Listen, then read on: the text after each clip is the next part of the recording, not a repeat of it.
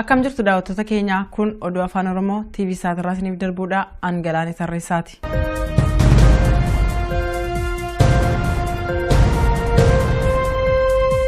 Hidhamtoonni 38 mana hidhaa Qiliinxootti abiddi akka ka'u taasisan jedhamanii himataman. Abbaan alangaa federaalaa hidhamtoota mana hidhaa Qiliinxoo keessatti hidhamanii jiran 38 manni hidhichaa abiddaan akka gubatu taasisan jechuun mana murtiitti himateera. Abbaan alangaa federaalaa hidhamtoonni kunniin ji'a amajjii bara 2008 jalqabee ergama ABO Gimboota 7 fi Alshabaab fudhachuu raawwachuu fi akkasumas hidhamtoota mana hidhaa Qiliinxoo keessa jiran gurmeessuun yakka uumuuf odeeffannoo wal jijjiiran jechuun himatan. Haa ta'u malee hidhamtoonni mana hidhaa Qiliinxoo keessatti hidhamanii osoo jiranii akkamitti dhaabbilee shororkeessitoota jedhamanii wajjin odeeffannoo akka wal jijjiiraa turan wanti jedhame tokkollee hin jiru. Himatamtoonni 38 qabeenya birrii miiliyoona 10tti tilmaamamu akka barbadaa'u taasisan jechuun dhaabbileen sabquunnamtii mootummaa gabaasaniiru. Hagayya 28 bara 2008 balaa ibiddaa mana hidhaa Qiliinxoo irra ga'een yoo xiqqaate hidhamtoonni 23 du'uun isaanii ni yaadatama. Manni hidhaa kun gubachuu akkuma jalqabeen poolisoonni eegumsa irra turan rasaasa dhukaasuu akka jalqaban poolisiin hidhannoo malee guyyaa sana dallaa mana hidhaa keessa ture akka hime gaazexaan Addis Standard jedhamu gabaasee ture. Mootummaan gama isaatiin hidhamtoonni kunniin ibidda jalaa ba'uuf wayita yaalan walirra bahuun du'an jechuun morme. Akka himannaa abbaa alangaatti himatamtoonni 38 jeequmsa kaasuufis miseensota biyya keessaa fi alaa akkasumas hidhamtoota mana hidhaa keessa jiran irraa maallaqa walitti qabaa turan. Himatamtoonni mana hidhaa keessa osoo jiranii karaa kamiin maallaqa wal harkaa fuudhaa akka turan wanti beekame hin jiru.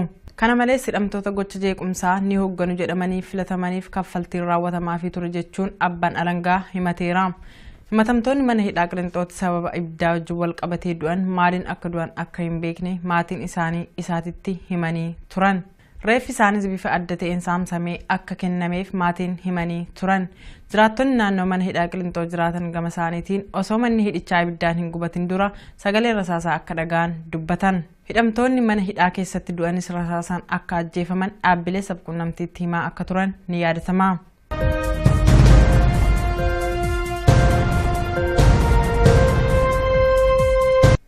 Sibiilli ijaarsa manneen kondominiyeemii sagantaa 40-60 jedhamuuf bitame konkolaattota wajjin akka bade himame. Bulchiinsa magaalaa Finfinneetti Enterpiraayiziin misoomaa manneen qusannoo sibiilli ijaarsaa manneen sagantaa 40-60 jedhuuf bite konkolaattota siinoo tiraakii 15tti fe'amee ture akka bade gabaafameera. Ijaarsa manneen kondominiyeemii sagantaa 40-60 jedhuuf sibiilli birrii miliyoona baay'een bitame mana kuusaa muummee Enterpiraayizichaa Aqaaqitti argamutti kan kuufamu ture. Sibiilli ijaarsa manneen Enterpiraayizichi ijaarsuuf akka ooluuf bitame kun hangi isaa kan hin beekamne yoo ta'u konkolaattota siinoo tiraakii 15tti fe'amee akka ture gaazexaan biyya keessatti maxxanfamu gabaaseera. Sadaasa 9 bara 2009 konkolaattonni sibiila fe'anii mana kuusaa wayita ga'an hooggantoota mana kuusichaatiin bakka biraatti akka buusaniif ajajaman jedhama. Hooggantoota mana kuusaa wajjin sanadii wal harkaa fuudhiinsaa waliif kennuu danda'u jedhamee akka shakkamus gabaafameera. Konkolaattonni kunniin sibiila fe'anii wajjin akka badan yookaan dhokatan kan taasifameef itti yaadamee fi haala qindaa'een ta'uu mala shakkiin jedhu akka jiru maddeen odeeffannoo himaniiru. Abbaan adeemsa dhimmoota kominikeeshinii Enterpiraayizichaa obbo Yohaannis Abbaayinee gama isaaniitiin magaalaa Jijjigaatti hojiirra ture deebi'aa jira waan ta'eef hin dhageenye hin beekne jedhan.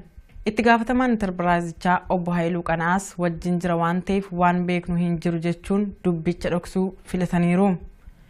Sibiilli ijaarsa konkolaattota siinoo tiraakii 15tti fe'amee bade jedhame kun hangamiin akka fe'ame yeroof beekamu baatus baay'ee ta'uu akka malu ogeessonni tilmaamaniiru.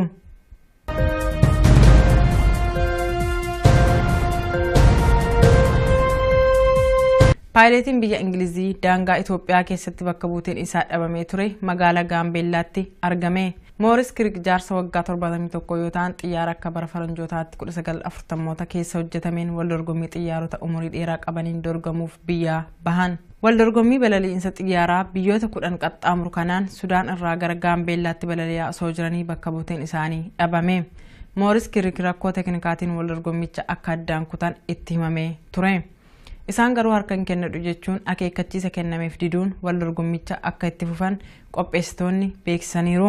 Kibxata magaalaa Kaartumii gara Gaambeellaatti balali'uu kan jalqaban Mooris Kirik bakka yaadan hin geenye. Walquunnamtiin odeeffannoo wal jijjiiruu addaan jalaa cituun hiriyoota isaanii yaaddessee ture. magaalaa Gaambeellaas yeroo jedhame keessatti ga'uu hin dandeenye. Dhabamuu paayileetii kana ilaalchisuun qopheessitoonni dorgommichaas mootummaa Itoophiyaatti himanii akka turan gaazexaan biyyattii gabaasaniiru.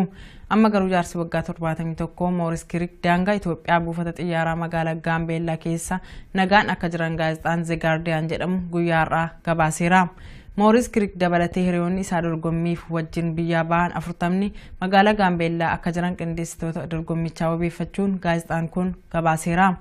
Akka gabaasa kanaatti namoonni dorgommii balaliinsa xiyyaaraa kanarratti hirmaatan kunneen mootummaa Itoophiyaa wajjin waliigaluu hin dandeenye.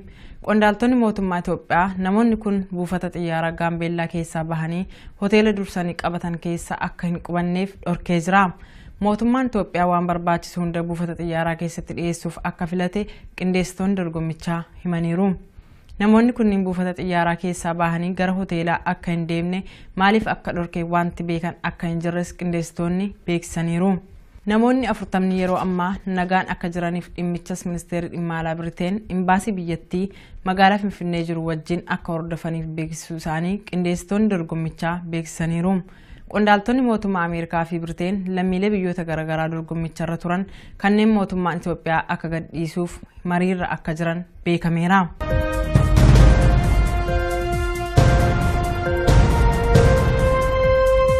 Guddinni dinagdee Itoophiyaa laafaa waan jiruuf dubartoonni baay'een balaa dallaalota karaa seeraan alaatiin namoota naannessaniif saaxilamaa akka jiran Reuters gabaaseera.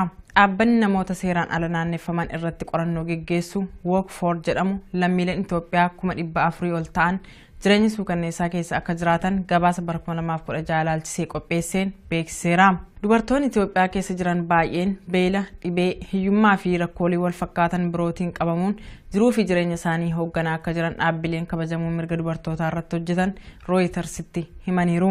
Rakkooleen dubartootaa furmaata waan hin arganneef dallaalota karaa seeraan alaatiin namoota naannessaniif saaxilamaniiru. Kun immoo rakkoo biroo isaanirraan gahaa akka jiru mormituun kabajamuu mirga dubartootaa Aadde Boggaalach Gabree Rooyitersitti himaniiru. Lammiilee biyyattii miliyoona 99 keessaa harki 2/3 guyyaatti galii daaraan 2 gadi akka argatan Reuters gabaaseera. Qondaaltonni mootummaa Itoophiyaa dinagdeen biyyattii 12% guddata jechaa jiru. Baankiin addunyaa immoo dinagdeen Itoophiyaa 6% qofaan guddachuu akka danda'u beeksiseera. Ministeerri dhimma alaa Ameerikaa gabaasa waa'ee dubartoota Itoophiyaa ilaalchisuun baaseen magaalaa Finfinnee keessatti shamarran umriin isaanii hin geenye hojii mana bunaa irratti bobba'anii akka jiran beeksisee ture. Yaa'ii addunyaa waa'ee dubartootaa fi namoota seeraan alaa ilaalchisuun biyya Ameerikaatti dhiyeenya ta'amu irratti rakkoon dubartoota Itoophiyaa mata duree marii akka ta'u beekameera.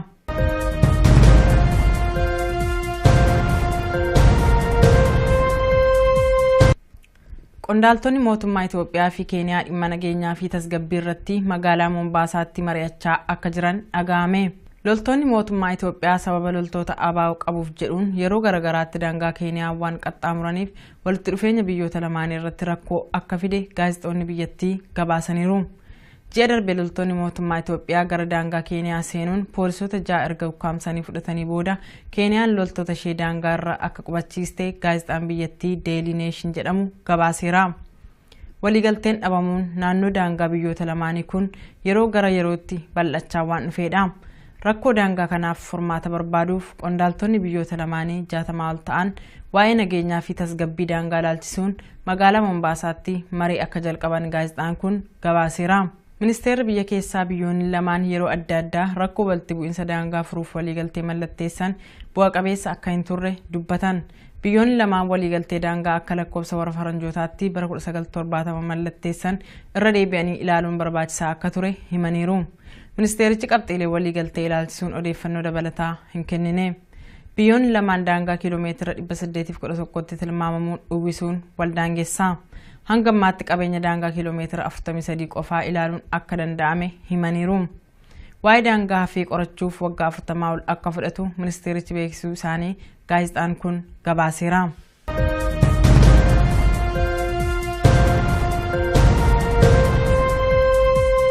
Komaaንደሪ olaanoon loltoota Arbanyoot Gimboot 7 loltoota wayyaaniitiif harka hin kennadhu jechuun meeshaa hidhatee tureen of wareegeera.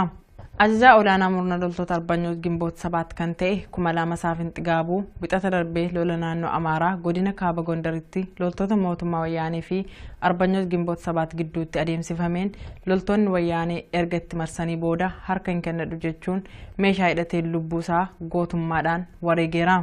Maqaa qabsoo Gabriyyee jedhamuun kan beekamu Kumalaa Saafinti Gaabuun garee loltoota Arbanyoot Gimboot 7 kan torbee 3 dura cabsee gara Itoophiyaatti seene tokko dursaa akka ture qabsaa'onni isaa waliin dirree waraanaa turan isaatiif himaniiru.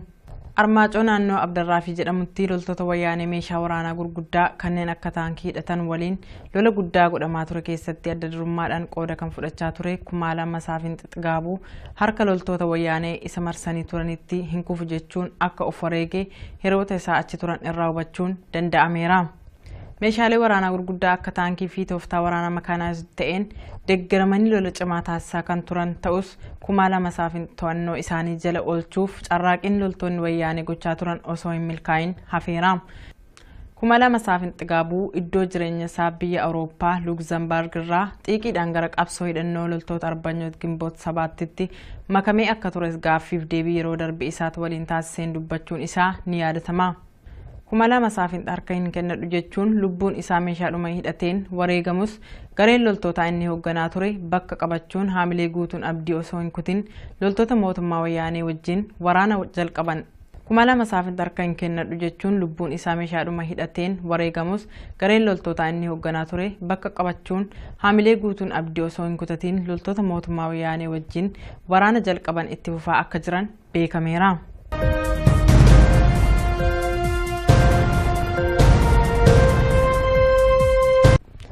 Oduun guyyaa irraaf qabanne kanuma oduu biroon hanga walitti deebinutti turtii gaarii.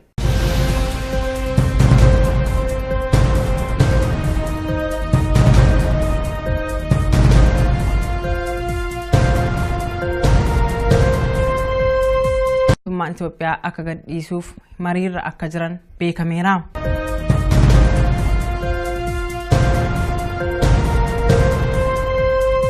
Guddinni diinagdee Itoophiyaa laafaa waan jiruuf dubartoonni baay'een balaa dallaalota karaa seeraan alaatiin namoota naannessaniif saaxilamaa akka jiran Reuters gabaaseera. Dhaabbanni namoota seeraan ala naanneeffaman irratti qorannoo geggeessu Work For jedhamu lammiileen Itoophiyaa 400,000 ol ta'an jireenya suukanneessaa keessa akka jiraatan gabaasa bara 2016 ilaalchisee qopheesseen beeksiseera. Dubartoonni Itoophiyaa keessa jiran baay'een beela, dhibee, hiyyummaa fi rakkoolee wal fakkaatan birootiin qabamuun jiruu fi jireenya isaanii hoogganaa akka jiran dhaabbileen kabajamuu mirga dubartootaa irratti hojjetan Rooyitersitti himaniiru. Rakkooleen dubartootaa furmaata waan hin arganneef dallaalota karaa seeraan alaatiin namoota naannessaniif saaxilamaniiru. Kun immoo rakkoo biroo isaan irraan gahaa akka jiru mormituun kabajamuu mirga dubartootaa Aadde Boggaalach Gabree Rooyitersitti himaniiru. Lammiilee biyyattii miliyoona 99 keessaa harki 2/3 guyyaatti galii daaraan 2 gadi akka argatan Reuters gabaaseera. Qondaaltonni mootummaa Itoophiyaa dinagdeen biyyattii 12% guddata jechaa jiru. Baankiin addunyaa immoo dinagdeen Itoophiyaa 6% qofaan guddachuu akka danda'u beeksiseera. Ministeerri dhimma alaa Ameerikaa gabaasa waa'ee dubartoota Itoophiyaa ilaalchisuun baaseen magaalaa Finfinnee keessatti shamarran umriin isaanii hin geenye hojii mana bunaa irratti bobba'anii akka jiran beeksisee ture. Yaa'ii addunyaa waa'ee dubartootaa fi namoota seeraan alaa ilaalchisuun biyya Ameerikaatti dhiyeenya ta'amu irratti rakkoon dubartoota Itoophiyaa mata duree marii akka ta'u beekameera. Konkolaattota Siinootiraakii 15tti fe'amee akka ture gaazexaan biyya keessatti maxxanfamu gabaaseera. Sadaasa 9 bara 2009 konkolaattonni sibiila fe'anii mana kuusaa wayita gahan hooggantoota mana kuusichaatiin bakka biraatti akka buusaniif ajajaman jedhama. Hooggantoota mana kuusaa wajjin sanadii walharkaa fuudhiinsaa waliif kennuu danda'u jedhamee akka shakkamus gabaafameera. Konkolaattonni kunniin sibiila fe'anii wajjin akka badan yookaan dhokatan kan taasifameef itti yaadamee fi haala qindaa'een ta'uu mala shakkiin jedhu akka jiru maddeen odeeffannoo himaniiru. Abbaan adeemsa dhimmoota kominikeeshinii intarpiraayizichaa obbo Yohaannis Abbaayinee gama isaaniitiin magaalaa Jijjigaatti hojiirra ture deebi'aa jira waan ta'eef hin dhageenye hin beekne jedhan. Itti gaafatamaan intarpiraayizichaa obbo Haayiluu Qanaas wajjin jira waan ta'eef waan beeknu hin jiru jechuun dubbicha dhoksuu filataniiru. Sibiilli ijaarsa konkolaattota Siinootiraakii 15tti fe'amee bade jedhame kun hangamiin akka fe'ame yeroof beekamuu baatus baay'ee ta'uu akka malu ogeessonni tilmaamaniiru.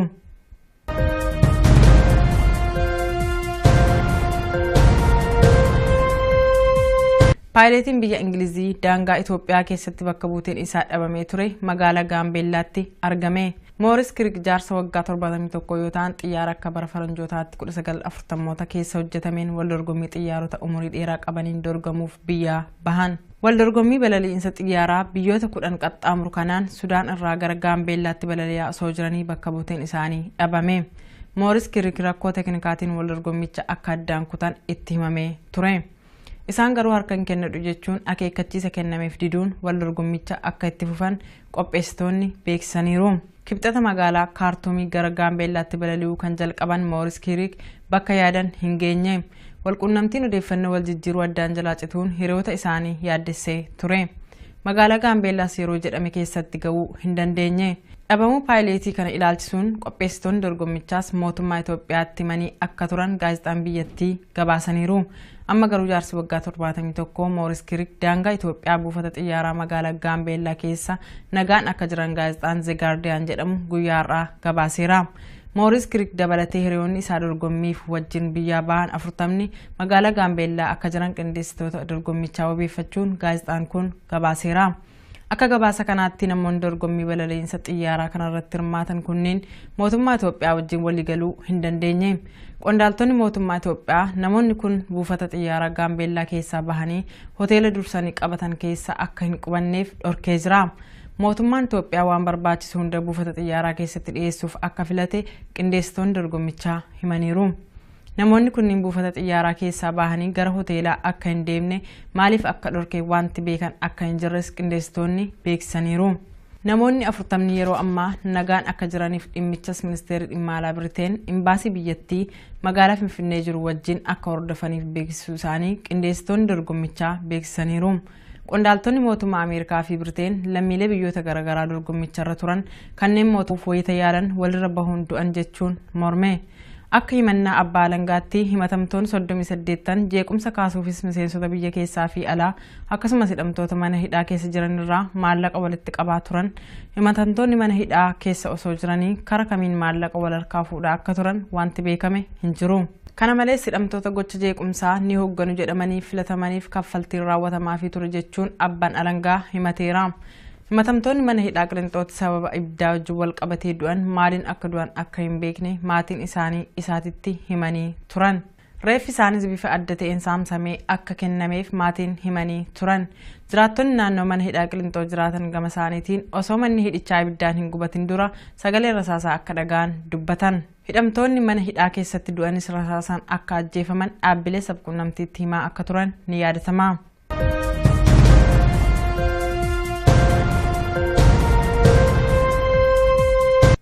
Sibiilli ijaarsa manneen kondominiyeemii sagantaa 40-60 jedhamuuf bitame konkolaattota wajjin akka bade himame. Bulchiinsa magaalaa Finfinneetti Enterpiraayiziin misoomaa manneen qusannoo sibiilli ijaarsaa manneen sagantaa 40-60 jedhuuf bite konkolaattota siinoo tiraakii 15tti fe'amee ture akka bade gabaafameera. Ijaarsa manneen kondominiyeemii sagantaa 40-60 jedhuuf sibiilli birrii miliyoona baay'een bitame mana kuusaa muummee Enterpiraayizichaa Aqaaqitti argamutti kan kuufamu ture. Sibiilli ijaarsa manneen Enterpiraayizichi ijaarsuuf akka ooluuf bitame kun hangi isaa kan hin beekamne yoo ta'u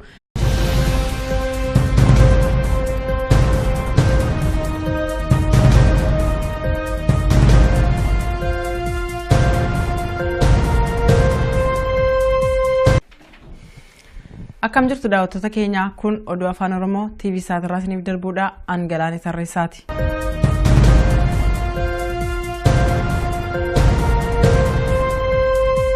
Hidhamtoonni 38 mana hidhaa Qilinxootti abiddi akka ka'u taasisan jedhamanii himataman. Abbaan alangaa federaalaa hidhamtoota mana hidhaa Qilinxoo keessatti hidhamanii jiran 38 manni hidhichaa abiddaan akka gubatu taasisan jechuun mana murtiitti himateera. Abbaan alangaa federaalaa hidhamtoonni kunniin ji'a amajjii bara 2008 jalqabee ergama ABO Gimboota 7 fi Alshabaab fudhachuu raawwachuu fi akkasumas hidhamtoota mana hidhaa Qilinxoo keessa jiran gurmeessuun yakka uumuuf odeeffannoo wal jijjiiran jechuun himatan. Haa ta'u malee hidhamtoonni mana hidhaa Qilinxoo keessatti hidhamanii osoo jiranii akkamitti dhaabbilee shororkeessitoota jedhamanii wajjin odeeffannoo akka wal jijjiiraa turan wanti jedhame tokkollee hin jiru. Himatamtoonni 38 qabeenya birrii miiliyoona 10tti tilmaamamu akka barbadaa'u taasisan jechuun dhaabbileen sabquunnamtii mootummaa gabaasaniiru. Hagayya 28 bara 2008 balaa ibiddaa mana hidhaa Qilinxoo irra ga'een yoo xiqqaate hidhamtoonni 23 du'uun isaanii ni yaadatama. Manni hidhaa kun gubachuu akkuma jalqabeen poolisoonni eegumsa irra turan rasaasa dhukaasuu akka jalqaban poolisiin hidhannoo malee guyyaa sana dallaa mana hidhaa keessa ture akka hime gaazexaan Addis Standard jedhamu gabaasee ture. Mootummaan gama isaatiin hidhamtoonni kunneen ibidda jalaa